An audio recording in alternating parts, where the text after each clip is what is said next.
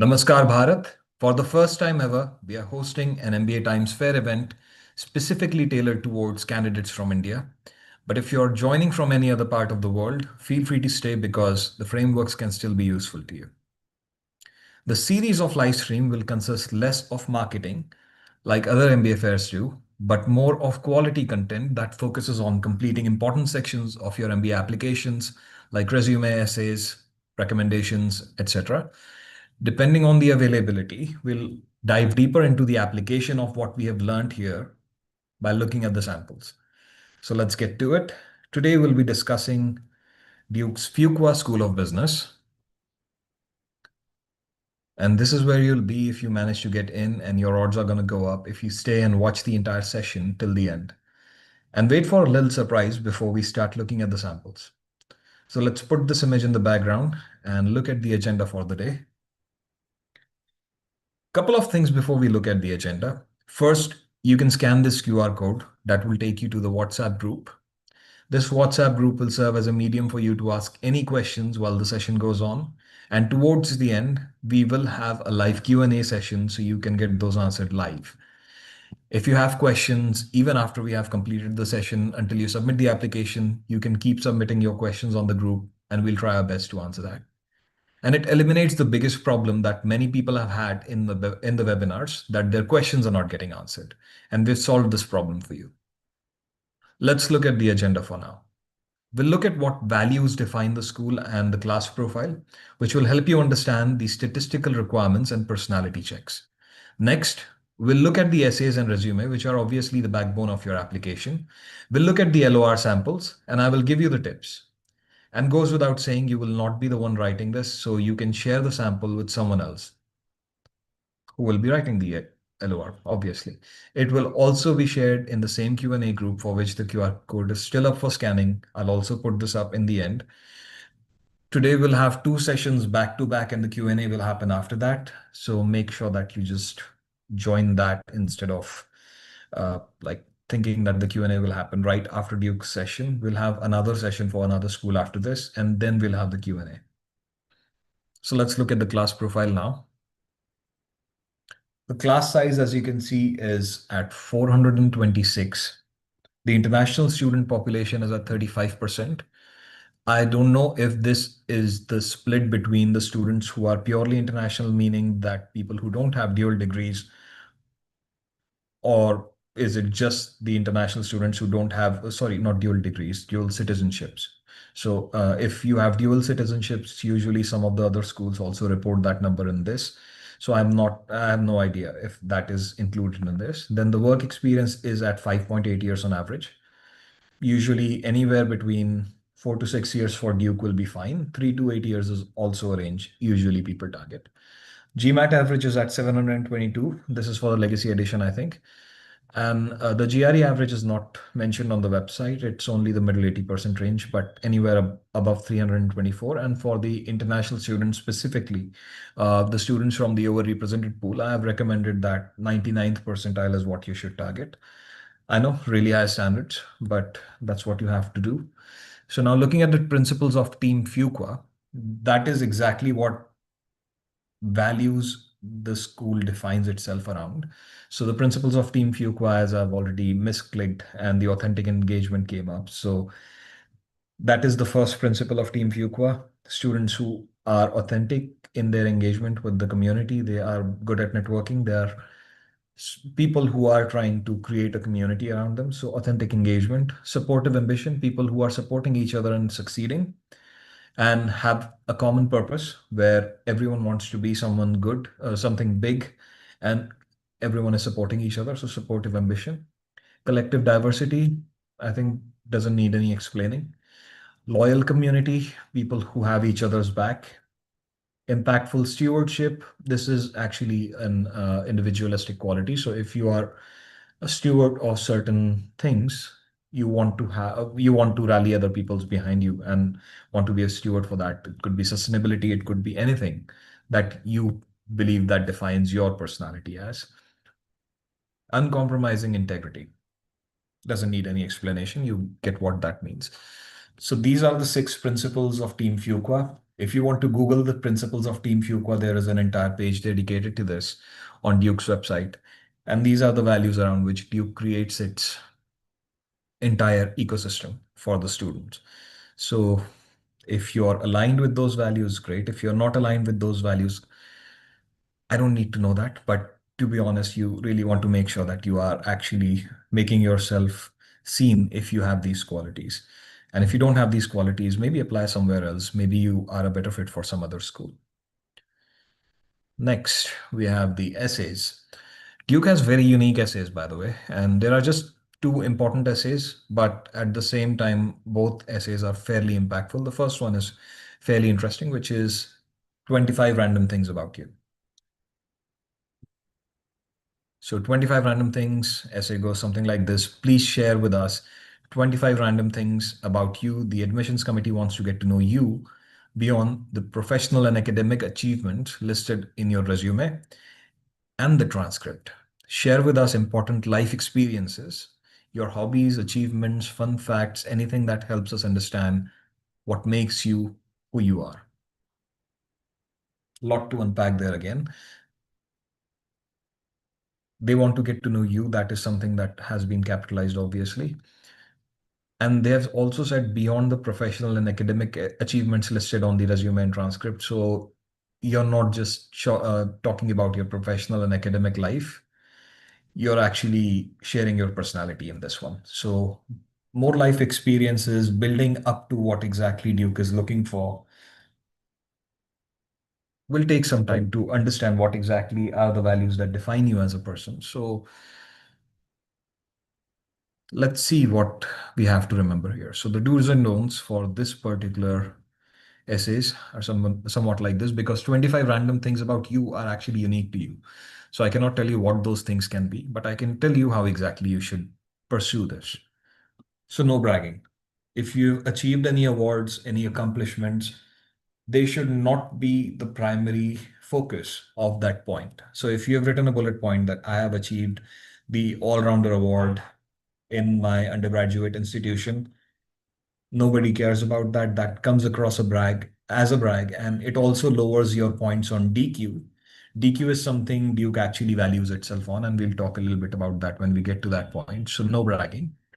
Just make sure that you are putting that in the secondary. Let's say you were actually extremely proactive, because of which you got that award. So if you were extremely proactive in maybe the sports club, maybe you were also proactive in the debate club, maybe you were also proactive in some Toastmasters club or something like that. So you were kind of like all over the place. You also were in the student government, maybe even as the president, for example.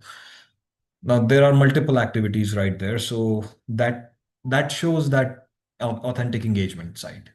So that is well aligned with Duke's values. You can say that, but at the same time, if you want to say like for that, I was later recognized as like the all-rounder, that's fine. But literally just saying your award is called bragging.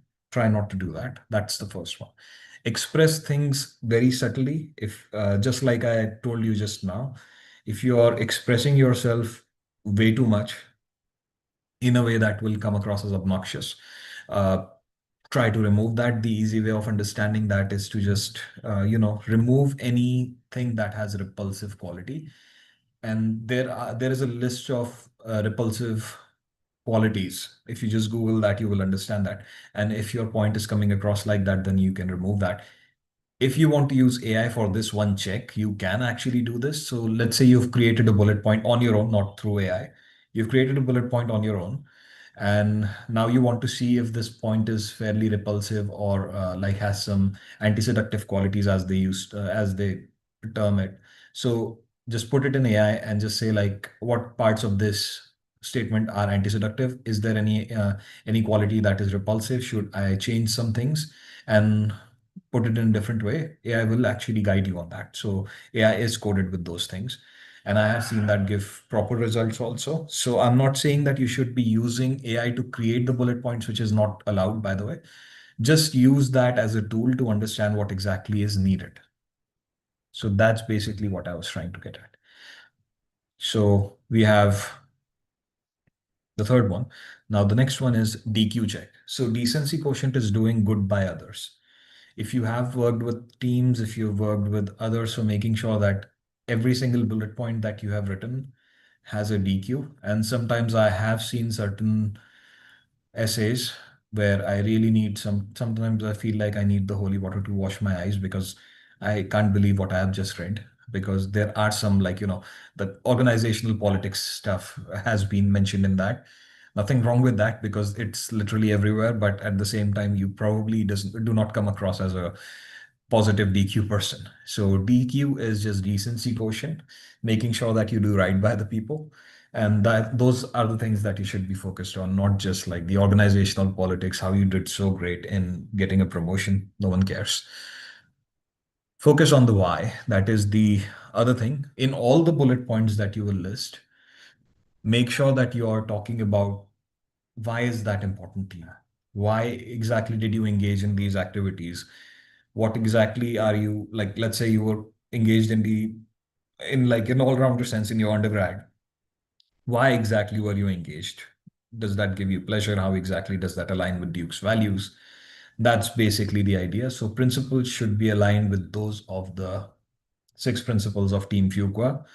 So every single bullet needs to have why, and every single bullet needs to have the principles aligned with Team Fuqua's principles. You need to have the brand aligned. So when I say brand, it basically means that you need to have a consistent brand across your resume, essays, and also the LORs. What is brand? So the easier way of understanding that is what exactly is your personality type. So some people define that as like a sage, a hero, or like something which we'll see in the future in the resume. So we'll just get to that when the time comes. Right now, we'll just leave it at this, that you need to keep your brand aligned. And no venting. This is not a place to whine about your life's problems. These are 25 random things about you. You want to get the other person excited. You want to be like able to pass the airport test. So if you're someone who can have a conversation with others and hold them in like a group or something, so that is something that is an attractive quality. If you're venting too much and if you're talking too much about your problems, usually it is considered an anti-seductive quality. So it will literally fall under the remove repulsion point that I just mentioned, and it will be removed. So a lot of people tend to vent about their life's problems and life struggle. It's not a place for that. Unless you're someone who is actually like, whose personality is literally shaped by those, in that case, it's fine. Excite them. Like I said, you have to be able to show them that you have an exciting life, you have an exciting personality, and having you at Duke will not be a problem for them. So excite them. Next is that there is a blog for this, so you can look at the blogs on Duke's website. So just like go for like 25 random things. There are some five or six things listed by others. You can see why exactly they have written those things, and you'll get an idea how exactly you should structure the bullets on this. That's basically it. There is not much in this essay, but there is a lot of thought that has to go in this essay because 25 things and you're kind of probably in the 25-year bracket. So that's a lot to unpack here. So these are the points that you need to remember. And the screen will anyhow be uploaded in the summary. So if you don't want to take the screenshot, that's completely fine. I'll be uploading that in the summary anyway. The second essay is the community essay. So it goes something like this. Fuqua prides itself on cultivating a culture of engagement. Our students enjoy a wide range of student-led organizations that provide opportunities for leadership development and personal fulfillment, as well as an outlet for contributing to society. Our student government, clubs, centers, and events are an integral part of student culture to the development of the leaders. Based on your understanding of what Fuqua culture is, what are the three ways you expect to contribute to Fuqua? All right, so that's the essay. And here are some things that you need to know. It's about quality, it's not about the quantity. So listing down things that you will do, like I'll participate in this event, I'll go to that competition, I'll go to this competition, that's not going to help you. Depth is what matters. So the first thing that you need to remember is the pick three, obviously. So when you're talking about pick three, what should I pick? That's the question that many people ask me. So There are three things. So just stick to one center, one club, and one personal activity, obviously. So what exactly do I mean by center? There is a leadership center. There is a case and call, that is sustainability and leadership. I think there is a separate section on the application for those two. There is a IEEE, that is the entrepreneurship one. There is the career center also there. I usually don't suggest people to talk about the career center, but there are different kinds of centers at Duke. It's your research that has to reveal this, and those have to be obviously well aligned with your goals, because if you're talking about a center, that has to be aligned with the goal that you have in mind post MBA, obviously. So if you're someone who is going in consulting, maybe you also want to be a part of the consulting club. And then one personal. So one personal could be something sports like activity or some event that usually happens at Duke. Like some of the schools have this multicultural, like, the food fest where students cook stuff, and they have like, they bring all these meals to the others. All of these things are some things that can be important to you in a certain way. So just pick one of each. That way you complete the whole thing holistically. Next, you have to focus on what the depth is, like I said. So what will be you be using? Why is that resource important to you? How will you utilize that resource while you're at Duke, and align this with your goals? And how exactly will you give back to the community while using that resource? Right? You understand what the resource is? Why is it important to you? How will you use that resource? And how will you give back to the community while taking that resource? So that is basically the idea here. And focus on your giving attitude. What will you contribute? The question is about what will you contribute to Team Fuqua, not what will you take from Team Fuqua. So if you read the essay prompt right, you will understand that it is testing your giving attitude. So when you engage in a particular center or a club, or even pursuing your personal activity, how exactly are you engaging with the others? How exactly is it helping the others? So it's not about you, it's about them. And that's where your focus should be on. And that is basically all with this essay. Like, so long as you stick to about 100 words per resource, 100 to 150 words per resource, that should be fine. I think this essay is fairly straightforward, not asking you too much, but make sure that you just focus on the depth. So what, why, how? That's basically all. And in the how, you have to bring others in. Like, why is that resource important to you? How exactly will you contribute there? Moving on, we have the resume. Resume is obviously the face of your application, and there is an acronym you need to remember, that is FCQBG. And we'll start with the F, that is format. That's the glowing tab in the left. So resume obviously needs to have some important sections as your name, email address, phone number, and if possible, your LinkedIn profile link. This is usually followed by education, employment, and extracurriculars. While there is no specific format, I still believe that only the most important section should be kept. The space is limited and you only have like one page. So just stick to the most important things. Education must have your bachelor's and master's degrees if you have one, and a very short bullet on what your extracurriculars were during those time, not the academic or the grade stuff, just the extracurriculars and the bullet points. The grade will be there just in the top in the heading. So the purpose of this section is only to see if you will be involved in a similar capacity in the business school. So be intentional about this. If you ever attended a business school session, you must already know that they say that the past activities are a great reflection of your future. They're not kidding about that. That's what matters. I got a lot of questions also about how to write your employment if you're a part-time business owner in addition to your employment. It's perfectly fine to create separate sections, one for your work experience and one for your entrepreneurial experience. The business schools don't mind that. And I have already ensured to show that in the samples, so you can see it when you get those samples in the Q&A group. C stands for consistency, and by consistency, I mean the consistency in the format of your resume's bullet points. The most popular industry format is the PARS format. So PARS, which stands for problem, action, results, and skills used.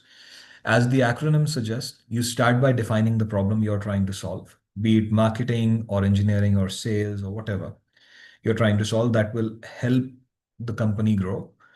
Move on to define the actions you took to address it and what results came out of that and what skills you use. So that's PARS. Focus on the people skills you used in the scenario because for MBA, people skills matter. Just is parse format with the skills section removed. It helps shorten the bullet, but the skills are blended into the actions. RAS stands for results, actions, and skills, where putting the results first helps you make the impact come first. And in case someone is skimming through your resume, they can get surprised as to how you managed to do that and makes them curious. There is no preference for one over the other, but I must tell you that you should not be mixing them all in one resume. So only one consistent bullet format per resume, PARS, PAR, or RAS, or not and. Next, quantification. So this is most heard of in the MBA admissions industry. Your bullets need to be well quantified. So what is quantification? Quantification is a way you put a number on your impact, what exactly the impact you had, and you put a number on that. And we've just like discussed that it has to also stay consistent with the problem that you had. So while quantification is usually more or less mandatory in the impact, it would not hurt to mention the size of the team you led to or for a particular incident to further make the bullets more credible. If you think you don't know how to quantify the bullet, completely fine. Just think about why you exist in the organization. Even if that doesn't work out, think in the direction that how exactly is my company using me to make money? And the thoughts will just start popping up. And as it says on the slide, you can highlight the operational efficiency, revenue increase, sales, etc. with the numbers, percentage or cash, depending on whatever you did. Just remember that you need to enter the currency of the country that you're applying to. For Duke, that would be US dollars.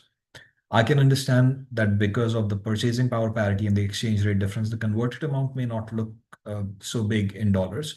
So you can accompany this with a percentage change so that you can show some greater impact. Moving on, we have branding. So the way I explain branding, I discussed that a little bit before, but now we'll get a crisp idea on what I mean by that. So a hero can rarely be a sage, and a sage can rarely be a rebel. I usually use this phrase to explain it. So as you can see, all three have different personalities. A hero is someone who steps in, takes the responsibility for the people, solves their problem to rally them behind him. A sage is someone who shares the wisdom and helps solve people's problem through the intelligence, so people rally behind them because of their intelligence. A rebel, someone that disrupts the status quo by creating something completely different from what used to be, and their rebellious attitude and uniqueness attracts people who rally behind them because they were too frustrated with the status quo. So all three are leaders of some sort. All three have people following them, but for very different reasons. So those different reasons are what you need to care about because your personality type will shape what kind of a leader you are and what kind of leader do people want you to be. So you're a business leader, obviously, but what kind? And your brand needs to stay consistent, as I said before, in your essays and resumes and LORs. There is a simple reason behind that. Let's say you have a letter of recommendation. It is remarkable. Everything is positive. There is nothing to think that could go wrong in that. But at the same time, the person has labeled you as a sage, someone whose intelligence is what attracts people and lets them rally behind you. So a sage personality has been shown in the LORs in a very positive way. And now in your own essays and application, maybe you're showing some rebellious sides. So while everything is positive, everything is misaligned also. So this can create a problem for you. So that's something I have said before, and I'll say it again. Just make sure that you have everything consistent in terms of branding. Moving on to goals. This is perhaps the most overlooked part, forgetting that your resume needs to contain transferable skills more relevant to your post-MBA goals. So here's how you can modify your resume to meet those requirements. So first, let's take your post-MBA goal. Let's assume that is consulting. Duke is great for that. Next function, usually post-MBA people get into the associate level positions and then the target company. So McKinsey, let's say McKinsey because it's fairly hierarchical. So it does have an associate level position. And then school's feeder location, New York, Dallas, whatever you have in mind. So let's say New York, for example. So once you get this information, just put this on the internet and Google the job description for the position you have in mind for the location. And then when you have the job description in front of you, you can pick out the key skills from the job description and see if your bullets match those and plug the key skills in the S, the PARS or RAS. You just put those skills in. A better way or a shorter way of dealing with this is to use the generative AI tools and let them give you the overlapping keywords by putting in the job description and also your bullets, and let them see where exactly you're fitting, and the generative AI can do that in seconds. You're just using AI as a tool. You're not using AI to create the resume bullets. So please do not use AI to create your application. This is just a suggestion to use AI as a tool to save time, not to create the application. Please don't do that. You will get rejected and I'll feel bad because I was the one helping you. So here we are towards the end. And the little surprise, as I said, before we move on to the Q&A and samples and the next session, the MBA Times is offering the Hail Mary service at a discounted price of $250. It is discounted at 50% and it has been reduced from $500. The Hail Mary service is basically a one-time personalized feedback on your whole application, from your resume and essays to extracurriculars. You can use the code Fuqua Mega Fair 2025 to avail the offer. You can scan the QR code. We also have bulk discount should you choose to opt for it. The website will have an option to select the number of schools. So you can scan this QR code and it will take you to the website. Alternatively, you can visit MBA Times by going to www.mba-times.com/code to request this code yourself. And this offer is limited to the Mega Fair registrants and attendees only. So you're in luck if you've registered and you are an attendee, which I hope you are, because if you're looking at this video, you are. This can actually help you get a one-time personalized feedback before you submit the application. So I would definitely avail this if I were you. And that completes our session for the day. And we'll be moving on to the next session. But before that, let me just share the agenda slide with you just one more time so that you can scan this QR code and go to the Q&A group and start asking questions if you have any. And I'll see you guys in the next session. Meanwhile, if you have any other questions, I'll be in touch. So I'll end the stream now and we'll see what happens in the next session.